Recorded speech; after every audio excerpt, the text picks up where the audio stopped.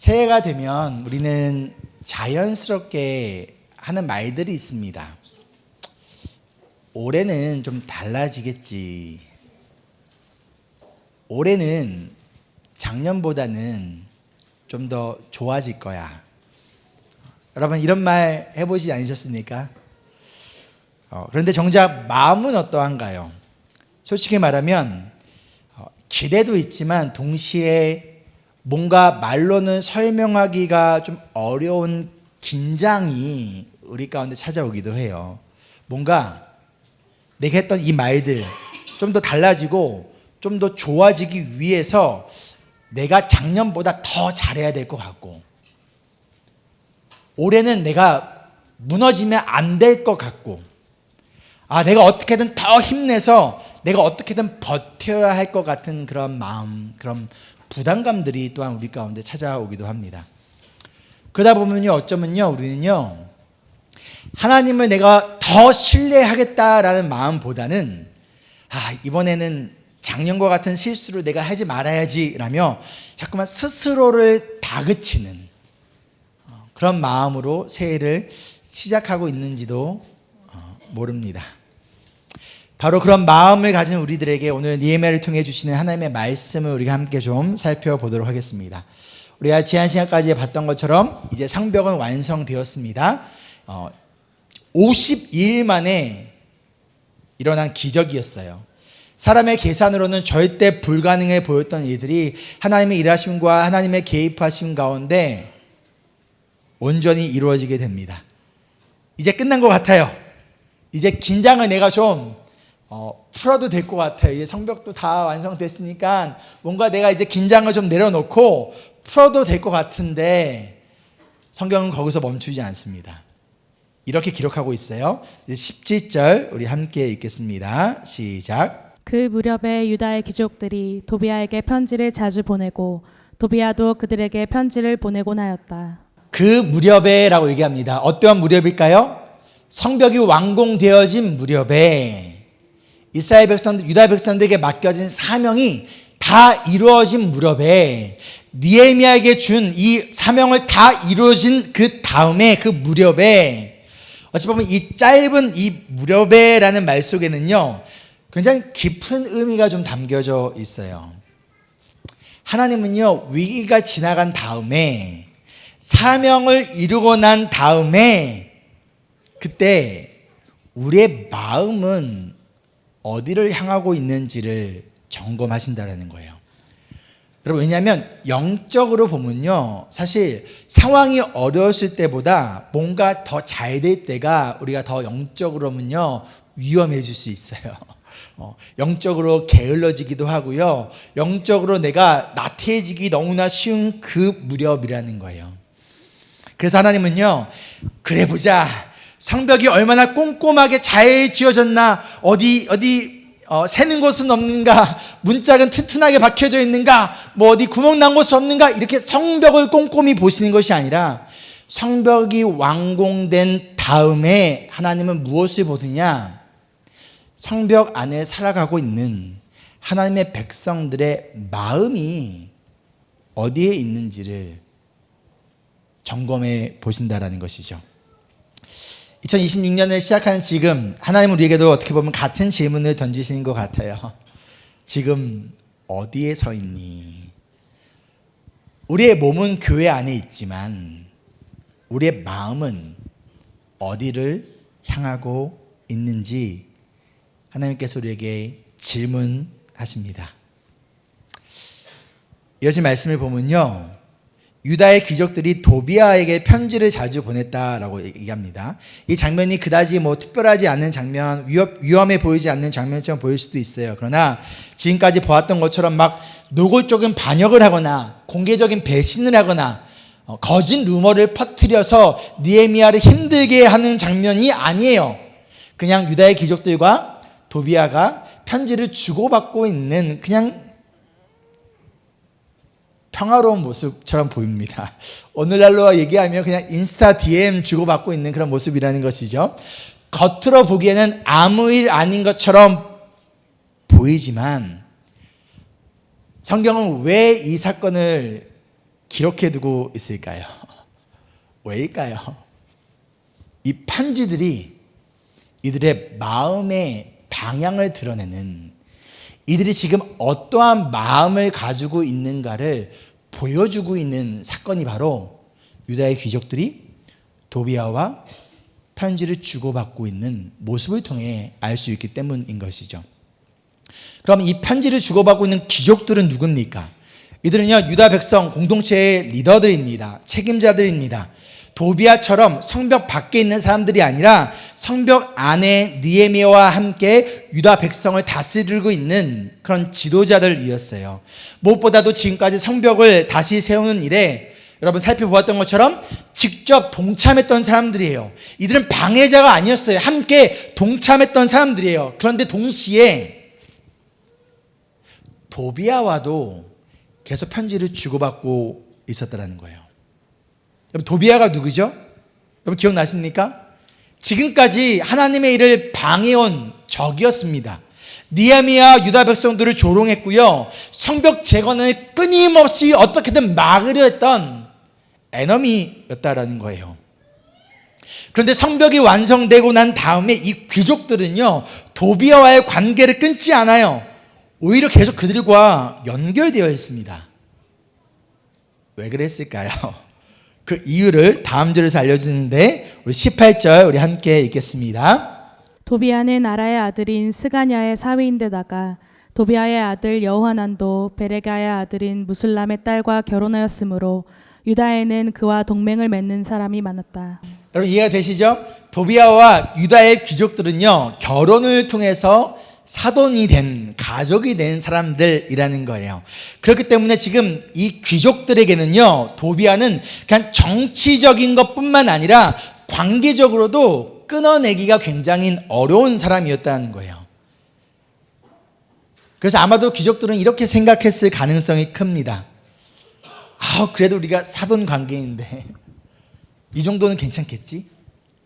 혹시 상황이 바뀌면 어떡해? 느헤미야가 총독에서 물러나고 다시금 도비아가 권력을 잡으면 어떡하지? 혹시 우리가 이 52일 만에 세운 이 예루살렘 성벽이 부실공사라서 무너지면 어떡하지?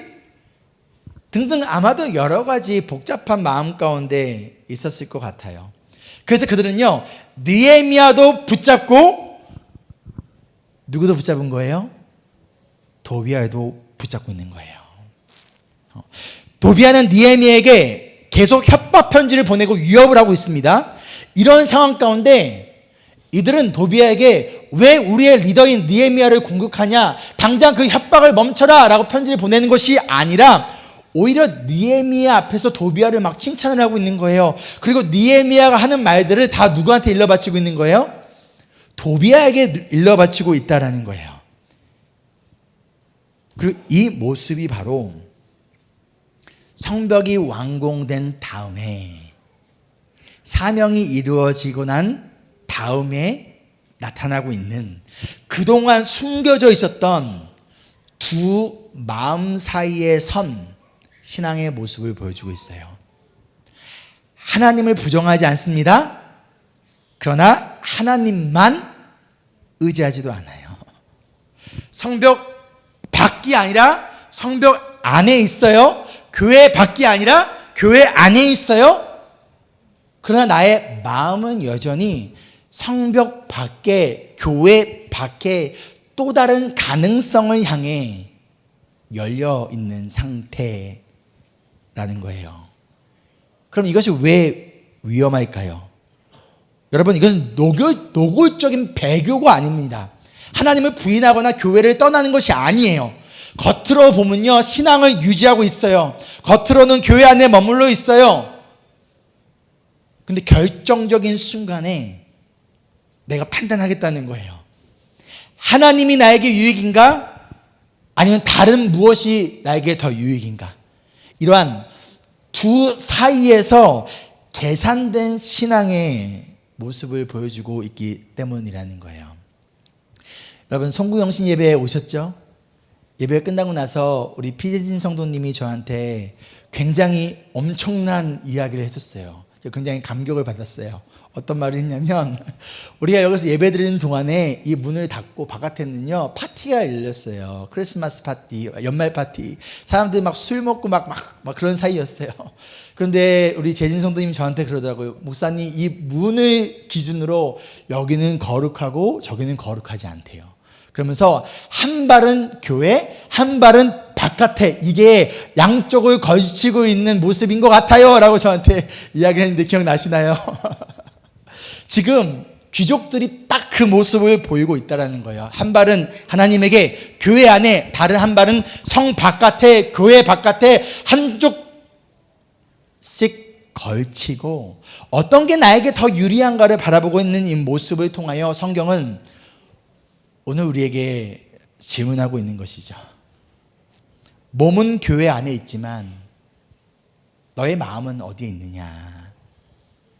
하나님을 부정하지 않아요. 하나님을 믿어요. 하나님 편에 서 있어요. 아니면 하지만 동시에 세상과 하나님 사이에서도 양다리를 거치고 있는 우리의 모습. 이 귀족들의 모습이 여러분 낯설신가요? 낯설지 않아요. 이 모습이 바로 우리의 모습이기 때문이에요. 하나님을 믿는다고 하지만 사실 온전히 하나님만을 의지하지 않는 우리의 모습들. 신앙은 분명히 있어요. 세상적인 보험도 하나쯤은 가지고 있는 우리의 모습들. 우리는 하나님을 부인하지 않습니다. 예배에 빠지지 않아요. 다만 하나님만으로는 불안한 마음을 가지고 살아가고 있는 우리의 상태. 그래서 종종 스스로에게 이렇게 말합니다. 이 정도는 괜찮겠지. 다들 이렇게 살잖아. 현실적으로는 어쩔 수 없잖아. 이 말들은요 아주 합리적으로 들립니다. 신앙을 포기하자는 말이 아니에요. 교회를 가지 말란 얘기도 아니에요. 예배를 드리지 말란 얘기도 아니에요. 어떤 노골적으로 하나님 말씀에 불순종해라 그런 것도 아니에요. 하지만 이런 말들이 하나 둘 쌓이다 보면 어느 순간 우리는요 두 마음 사이에 서 있는 사람, 예수님의 말씀에 따르면 두 주인을 섬기고 있는 모습으로 살아갈 수 있다는 것이죠. 하나님을 향해 완전히 돌아서지도 않았어요. 하지만 세상을 향해서도 완전히 떠나지 않은 채 양쪽을 모두 바라보고 서 있는 상태, 이 두 마음의 사이에 서 있는 상태를 저는 성화의 위기라고 좀 표현하고자 합니다. 구원은 받았지만 경계는 풀린 상태라는 거예요. 내가 적극적으로 죄를 선택하지는 않아요. 내가 죄를 지어야지 하지 않아요. 하지만 죄를 굳이 멀리하지도 않는 상태예요. 내가 성경 앞에 서 있기는 하지만, 설교를 듣고 있기는 하지만, 말씀을 읽고 있기는 하지만 동시에 세상의 말에도 귀를 기울이고 언제든지 나에게 더 유리하고 내 귀에 합리적인 그 논리적인 더 이득이 되는 쪽을 선택하려고 하는 그 상태. 여러분, 그래서 이러한 신앙의 모습은요 사실 겉으로 보기에는요 아무런 문제가 없는 것처럼 보여요. 오히려 사실 꽤 안정적인 삶을 살아가는 것처럼 보여요. 굉장히 뭔가 지혜로운 이 밸런스를 잘 맞추는 사람의 모습처럼 보일 수 있다는 거예요. 그러나 성경은요 이 상태가 어찌 보면 가장 위험하다라고 말씀하고 있어요. 왜냐하면 사탄은요 우리의 신앙을 단번에 무너뜨리는 것이 아니라 서서히 긴장을 풀어버리고 그러다 이도 저도 아닌 그냥 뜨겁지도 차갑지도 않은 그런 미지근한 신앙을 가진 채 살아가도록 우리를 유혹한다는 것이죠. 그래서 오늘 이 말씀은요 저와 여러분에게 조용히 질문합니다. 나는 지금 하나님 편에 서 있는가 세상 편에 서 있는가가 아니라 나는 지금 온전히 하나님 편에만 서 있는가 아니면 여전히 두 마음 사이에 서 있는가. 그리고 바로 이 지점에서 하나님은 왜 느헤미야에게 예루살렘 성문을 지키는 사람을 세우게 하셨는지를 알려주고 있습니다. 7장 2절에 보면요, 지금까지 바라봤던 귀족들과는 조금 더 대조, 컨트라스트가 되고 있는 사람들의 모습을 보여줘요. 우리 이 사람들의 모습이 무엇인지 함께 읽어볼게요. 시작. 나의 아우 하나니와 성체 지휘관 하나냐에게 예루살렘 경비를 맡겼다. 하나냐는 진실한 사람이고 남다르게 하나님을 두려워하는 사람이었다. 하나니와 하냐냐가 나옵니다. 하나니는 느헤미야의 동생이고, 느헤미야 1장을 보면요, 예루살렘의 성벽과 예루살렘의 상황을 느헤미야에게 알려준 사람이에요. 그리고 동시에 느헤미야와 함께 이 성벽 재건을 위하여 헌신했던 사람이에요. 그런데 여기 하나냐라는 사람이 나와요. 이 사람은요, 지금 처음 등장하는 사람이에요. 동생이 하나니처럼 느헤미야와 어떤 연결 관계가 있는 사람도 아니었어요. 유명하지도 않고 어떠한 대단한 업적을 이룬 것도 아니고 어떠한 대단한 가문과 귀족 출신도 아니라는 거예요. 얼마나 똑똑했는가, 얼마나 영향력 있는가를 성경에서 기록하고 있지 않다는 거예요. 대신 딱 두 가지만 이야기합니다. 첫 번째, 하나냐는 진실한 사람, faithful한 사람이었다는 것과 남다르게 다른 사람에 비해 더 하나님을 두려워하는, 경외하는, fearing하는 사람이었다라는 거예요. 이게 전부라는 거예요. 근데 성경은 이 두 가지, 딱 두 가지 이유만으로 이 듣보잡을 하나냐를 예루살렘의 경비를 책임지는 너무나 중요한 역할에 이 사람을 리더로 임명하고 있다는 거예요. 무엇을 알려주고 있을까요? 귀족들과 달리 하냐냐는 두 마음살이에서 왔다 갔다 하는 사람이 아니었다는 거예요. 귀족들은 느헤미야와 도비야 사이에서 무엇이 나에게 유익할까 하면서 왔다 갔다 했던 사람, 두 마음을 품은 사람들이었지만, 이 하냐냐는 귀족도 아니었고 능력도 있는 사람도 아니었지만 그는 하나님과 세상 사이에서 간을 보는 사람이 아니라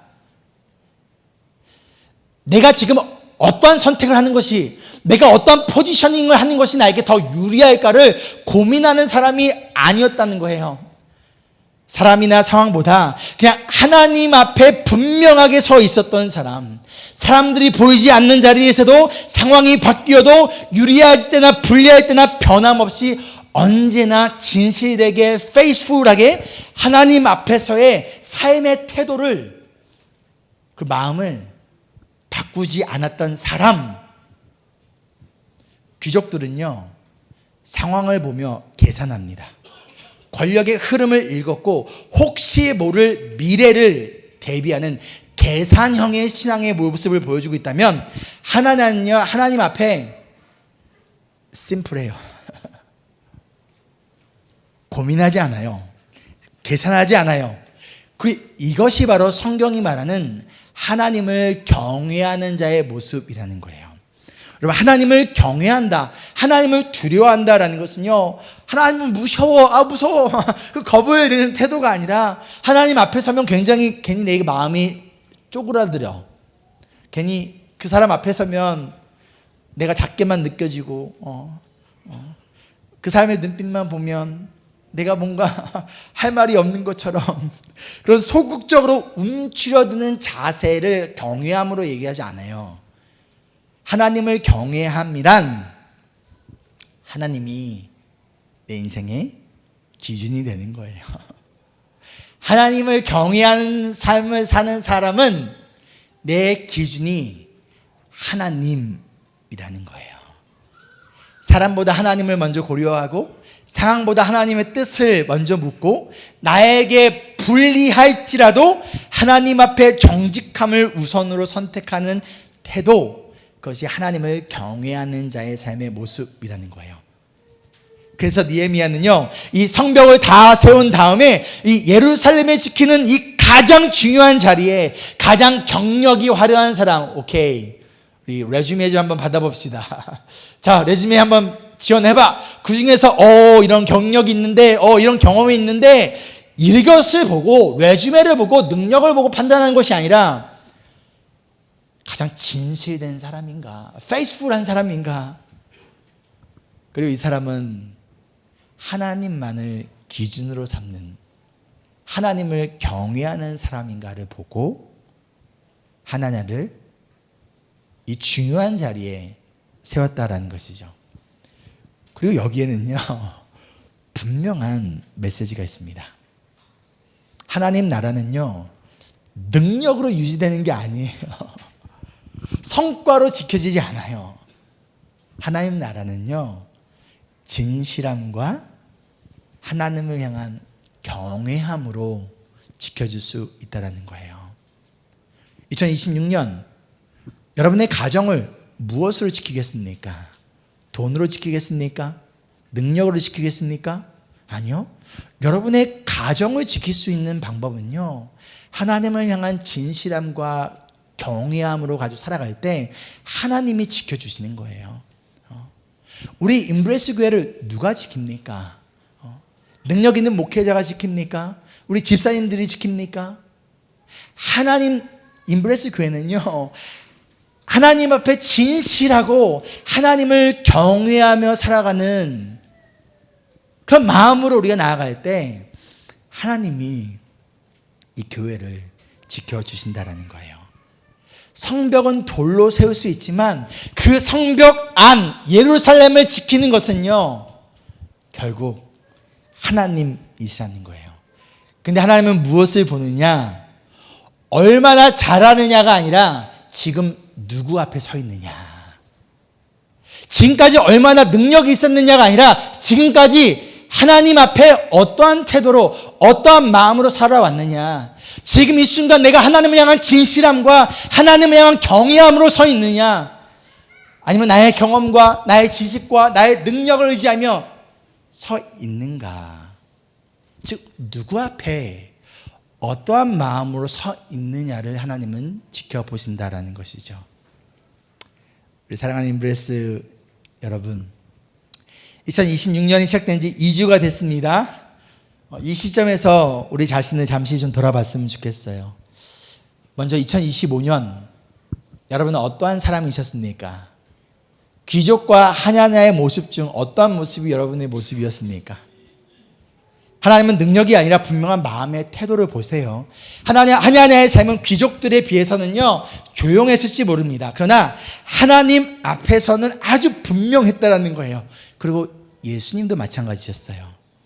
사람들의 기대를 따르지 않으셨고 상황에 맞춰 타협하지 않으셨고 끝까지 변함없는 한 마음으로 하나님의 뜻에 순종하셨다라는 거예요.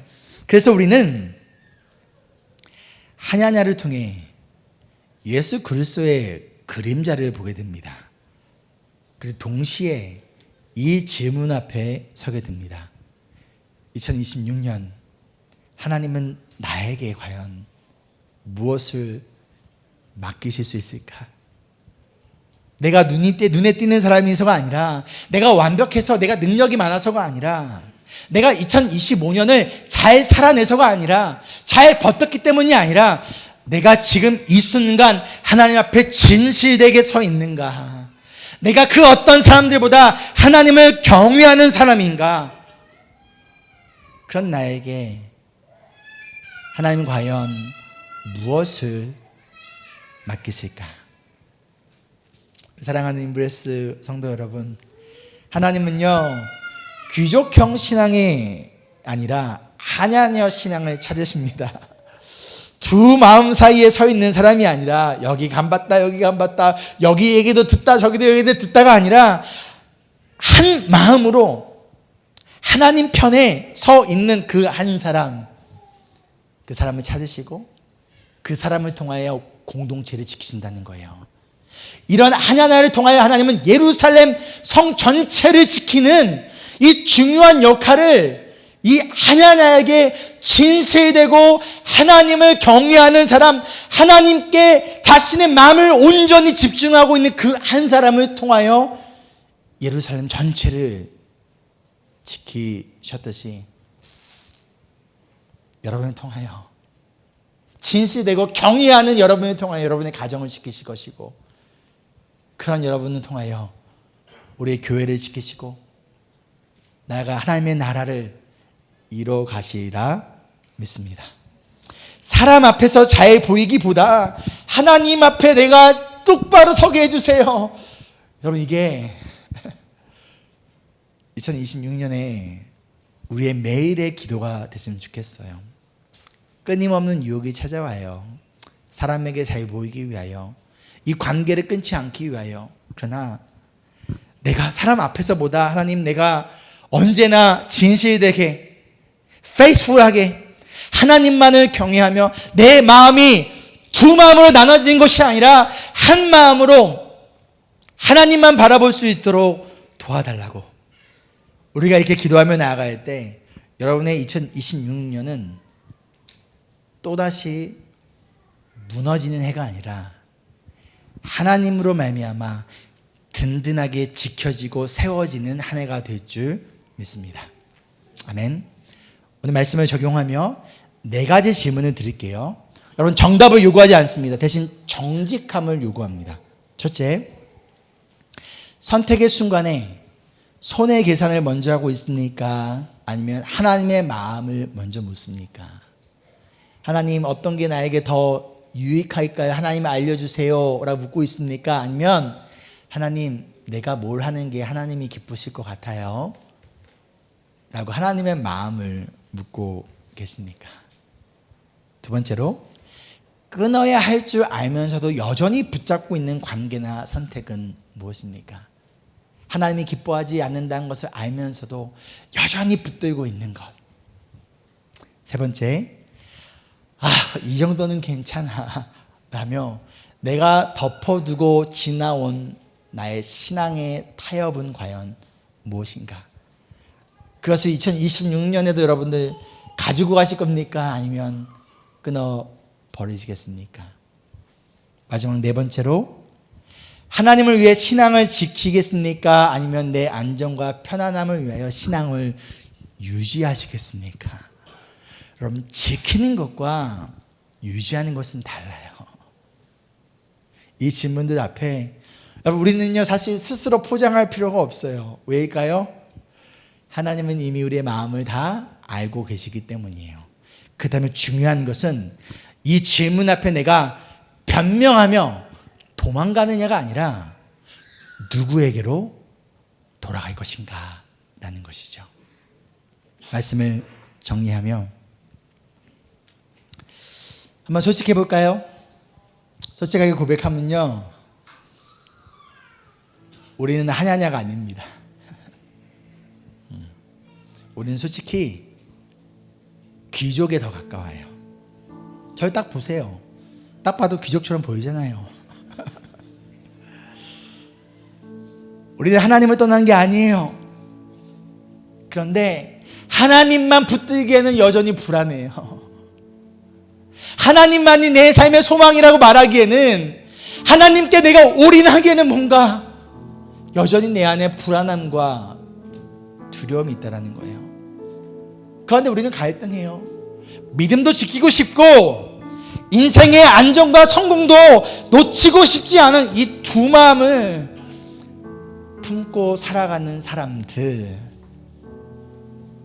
그래서 끊임없이 계산하고, 그래서 끊임없이 흔들리고, 그래서 이 두 마음 사이에서 왔다 갔다 하며 살아가는 사람들,